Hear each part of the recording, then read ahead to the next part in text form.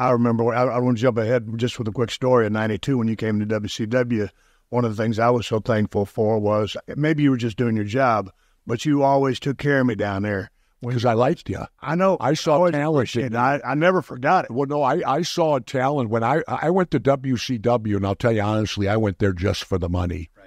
They gave me big money to come down because I was a steal from Vince. Correct. And Vince booted me out. You know why, don't you? Yeah. Because I wouldn't sell my copyrighted likeness to him. I didn't know that was the final straw. Oh, yeah. The final straw was I own Jesse the Body Ventura. I own the copyright of it, and I refused to let him have it without him giving me some type of royalties for it. And that was, and I had a video game at the time that was interested in using me, and Vince wouldn't let me do it. And so that's when I quit and left him, because I said, Vince, you don't own me, I own me. I was Jesse the Body before I ever came here. I have that in my notes. When did you copyright Jesse the Body Ventura? Because nobody at that time had the wherewithal to trademark something. That was probably the first time ever. I don't know. I just did it in the early 80s when I took the name, because I thought, I don't want anybody having this but me. I want to own. I'm Jesse Ventura. I made the name up. I love the name Jesse. I wanted to be from California, so I matched it up to a map, and when I saw Ventura, it had the ring. So I created it, and so I felt I deserved getting the creator the copyright of it. So I don't know why, but I had enough sense to know copyright this with the federal government. And so Vince could never own my name. He had to license it through me. But was it the video game that was a tipping point? Yep. And the fact that you wouldn't sell the name? Yep. God damn. And that's what he let me go. He couldn't allow anyone out of the circle. Right. And then the reason I beat him in court was he could have won because he's not required to pay royalties.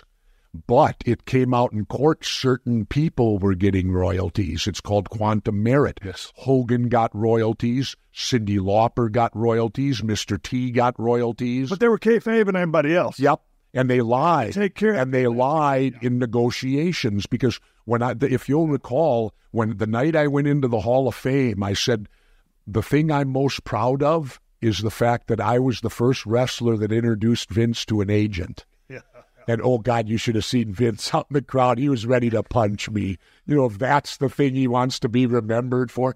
But it worked because my agent protected me. But you only got the agent because of predators, right? Yeah. A predator. Yeah. But I had to quit Vince. Right. You told him, hey, man, that's too good of a gig. Well, did you hear the story? Yeah. About how Vince wasn't going to let me do it? Yeah. Yeah, and I had to quit. I said, I quit. I said, who's going to get the chance to co-star with Arnold? I said, I can always come back to wrestling. I said, I quit. So I left. And then it was during then that Arnold approached me about the Running Man. And so I inked that before Vince sent word he wanted to talk to me because NBC Main Event was hitting on him. Where's Jesse Ventura? Because they bought it with you. With me. Yeah. And I wasn't there. And so I waited till I signed the Running Man and had it in my pocket for the fall. Right. Then I went to Vince and I told him, well, Vince, I'm not going to talk to you unless you talk to my agent. He handles my career completely, and you're the only one that he doesn't. And Vince argued, and I said, well, it ain't good enough. Here's his number. So Vince, of course, he didn't do it. He got somebody else to act as his agent. But they lied because every year I'd negotiate, we would ask, what about videotape royalties? We don't pay them. Well, you're not allowed to do that. You're not allowed to lie during a negotiation, and that's how I won the case. And I call it, Steve, my wrestling retirement because I've gotten quarterly checks since 1990, whatever it was, and some of them are pretty healthy.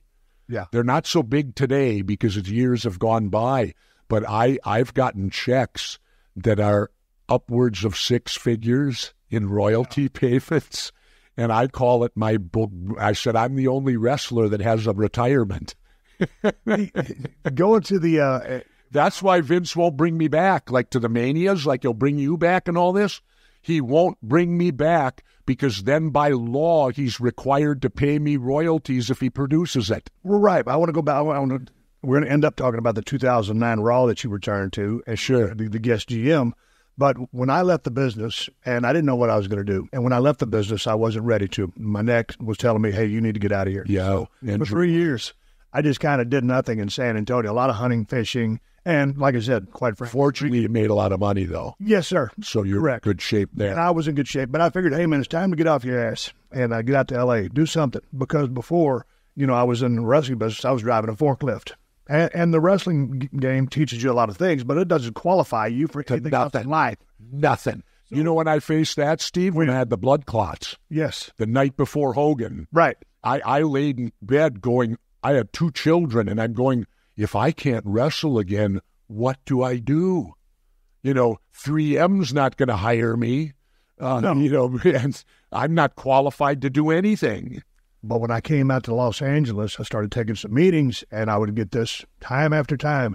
We were trying to get a hold of you back when you were with the WWF because we wanted you in this or that or whatever. They didn't and I'm tell like, ya. Are you kidding me? They didn't tell you. You're right. I was so hot, I was pulling the wagon. So if you got a lead horse pulling the wagon, you don't want your lead horse going off and doing what you were able to do.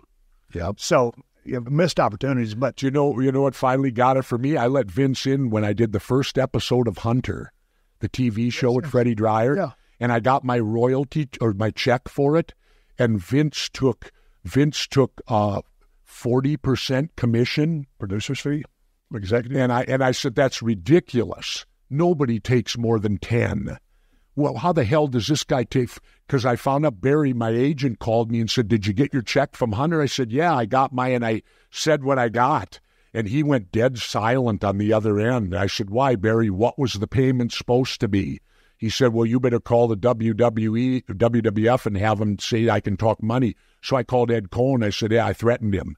I said, "Ed, you call Barry Bloom and tell him he can talk money with me or I'm going to beat the shit out of you next time I see you." And so he got scared. He called Barry and says, "Yeah, you can."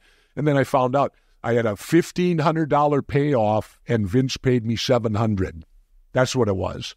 Barry Bloom got his 10% cut. And Vince took, my check was for $700 when the payoff was $15. Barry Bloom got $150. Vince took the rest.